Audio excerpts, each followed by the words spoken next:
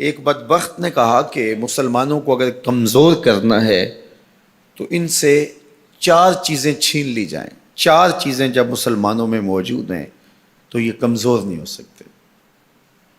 ایک قرآن مجید، یہ ان کی وحدت کی ضمانت ہے، اور یہ کتاب ان کی وہ ایسی پاکیزہ اور متحرک اور فعال تھیوری ہے جو کبھی بھی فرسودہ نہیں ہوتی اور ہر دور کی ضرورت کو یہ کتاب پورا کرتی ہے. اور یہ اس غیر متبدل کتاب کے ذریعے سے گرے ہوئے بھی اٹھ پڑتے ہیں. تو اس کتاب کو اگر ختم کر دیا جائے تو یہ تسخیر کیے جا سکتے ہیں. دوسری بات، ان سے حج ختم کر دیا جائے. حج ان کی وحدت کی علامت ہے، ان کی شان و شوکت اور شکوہ مسلم کی ضمانت ہے. لہذا حج ختم کر دیا جائے تو ان کو تسخیر کیا جا سکتا ہے. تیسری بات، ان سے جہاد کا خاتمہ کر دیا جائے. جہاد ختم ہو جائے گا تو یہ کمزور ہو جائیں گے. چوتھی چیز، ان کے سینے سے عشق رسول چھین لیا جائے. محبت رسول اس کے سینے سے کھینچ لی جائے. اگر یہ دولت نہیں رہے گی تو یہ مٹی کے مجسمے ہوں گے اور ان کے اندر کچھ نہیں ہوگا. وہ فاقہ کش جو موت سے ڈرتا نہیں ذرا، روح محمد اس کے بدن سے نکال لو. تو کہا یہ 4 چیزیں اگر ان سے چھین لی جائیں تو ان کو تسخیر کرنا آسان ہوگا. اب ان میں سے 2 چیزوں پر جب محنت کی گئی تو جہاد کے خاتمے کے لیے مسلمہ پنجاب مرزا قادیانی کو کھڑا کیا گیا، اور اس کا کام یہ تھا کہ مسلمانوں کی ذہن سازی کرے کہ جہاد ختم ہو گیا ہے.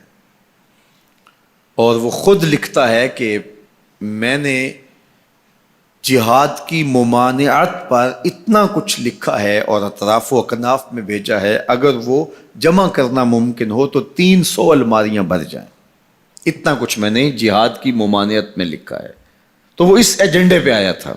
نادیدہ ہاتھ اس کو لے کر کے آئے تھے، اور وہ ایک شخص نہیں تھا، 3 شخص تھے جن کا انٹرویو کیا گیا. سب سے مناسب یہ لگا تو اس کو انہوں نے جو ہے وہ اس کام کے لیے متعین کیا، اور جتنی بھی اس کو مالی ضروریات تھی اور حکومت کی سپورٹ تھی وہ میسر تھی. اسی طرح بہاءاللہ کو حج کے ختم کرنے کے لیے وہاں ایران میں کھڑا کیا، اور اس نے جگہ جگہ کعبۃ اللہ کے ماڈل بنائے اور کہا اتنی دور سفر کر کے جاتے ہو یہیں گھوم لیا کرو، تمہارا ذوق پورا ہو جایا کرے گا.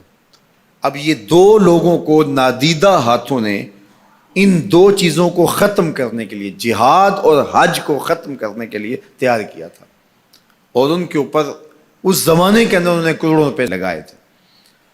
اب جب وہ مر بھی گئے ہیں تو ان کے متبعین کو وہ اسی طرح سپورٹ کر رہے ہیں، اس لیے ان کے متبعین جو ہیں وہ موجود ہیں. باقی جس نے بھی ادعائے نبوت کیا پاگل پن کی وجہ سے، یا جو ہے وہ اس کے اندر کوئی صلاحیت تھی تو وہ تکبر میں آ گیا، تو اس پاگل پن کی وجہ سے اس نے اعلان کیا، جب وہ گیا تو سلسلہ ختم ہو گیا. لیکن یہ جو 2 لوگ تھے ان کو باقاعدہ نادیدہ ہاتھوں نے کاشت کیا تھا اور پھر پانی دیا تھا، اور اب یہ کٹ گیا ہے تو نیچے سے ان کی پنیری کو وہ اب بھی جو ہے وہ پانی دے رہے ہیں اور گوڈی کر رہے ہیں. اور مسلمانوں کے اندر رخنہ اندازی کے لیے انہوں نے ہمیشہ ان کو فعال رکھا ہے اور ان کو ہمیشہ وسائل فراہم کر رہے ہیں. اس لیے امت کو ان سے محتاط رہنے کی بہت زیادہ ضرورت ہے، چونکہ یہ نادیدہ ہاتھوں کے مہرے ہیں جو مسلمانوں کو نقصان دینے کے لیے اور ان کے اندر سے ان جذبوں کو ختم کرنے کے لیے جو ہے وہ دن رات کوشاں ہیں. اور مغرب کی جاسوسی اسلامی ممالک سے کر کے جو ہے وہ ان کو فائدہ پہنچاتے ہیں. اور مسلمانوں کے لیے بالخصوص پاکستان کے لیے یہ مرزائی اس قدر خطرناک ہے کہ علامہ اقبال علیہ رحمہ نے اس زمانے میں کہا تھا، ابھی پاکستان بننے جا رہا تھا، آپ نے کہا تھا کہ مرزائی اسلام کے بھی غدار ہیں، پاکستان کے بھی غدار ہیں. اور پھر زمانے نے دیکھا.